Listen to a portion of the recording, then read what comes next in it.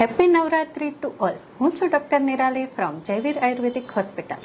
આસો અને કારતક મહિનો એટલે કે શરદ ઋતુ, અને શરદ ઋતુમાં પિત્તનો પ્રકોપ થાય છે. તેથી આજે આપણે તેના શું લક્ષણો જોવા મળે છે અને તેના શું ઉપાયો કરવા તેના વિશે વાત કરીશું. પિત્તનો પ્રકોપ થવાથી શરીરમાં ગરમી લાગવી, વધારે પરસેવો વળવો, આંખોમાં બળતરા થવી, પેશાબમાં બળતરા થવી, મોઢામાં છાલા પડવા, પેશાબ પીળો આવવો વગેરે લક્ષણો જોવા મળે છે.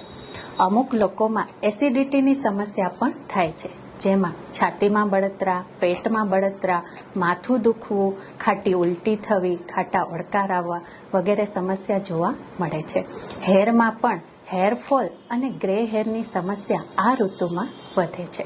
સ્કિન ડિસીઝ પણ જોવા મળે છે, કારણ કે રક્ત દૂષિત થાય છે. પિત્ત વધવાથી રક્ત દૂષિત થઈને અર્ટિકેરિયા, એક્ઝિમા વગેરે સ્કિન ડિસીઝ પણ આ ઋતુમાં જોવા મળે છે.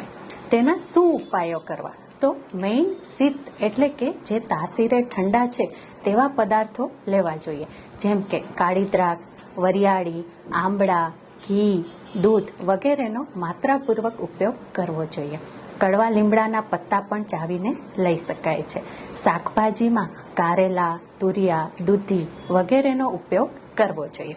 આપણા તહેવારો પણ એવી જ રીતે આવે છે, જેમ કે હમણાં શ્રાદ્ધ પક્ષમાં આપણે બધા ખીર ખાઈએ છીએ, જે પિત્તનું શમન કરે છે. નવરાત્રિમાં પણ રાતના આગળના સમયમાં આપણે ચાંદની રાતમાં ગરબા રમીએ કે ટહેલીએ તો પણ પિત્તનું શમન થાય છે. તે જ રીતે શરદ પૂનમમાં ચાંદની રાતમાં મૂકેલા દૂધ પૌવા લેવામાં આવે છે.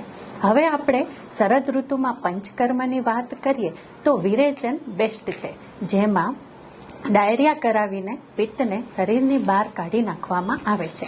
સ્કિન ડિસીઝ માટે રક્તમોક્ષણ બેસ્ટ ચિકિત્સા છે. આ ઉપરાંત તમે શરીરમાં બળતરા થતી હોય તો અભ્યંગ ચંદન તેલથી, કોકોનટ ઓઇલથી, નીમ તેલથી કરાવી શકો છો. પગના તળિયે ઘીની માલિશ કરવી જોઈએ. આ ઉપરાંત વધારે જાણકારી મેળવવા માટે અમારા હોસ્પિટલનો સંપર્ક કરો. આભાર.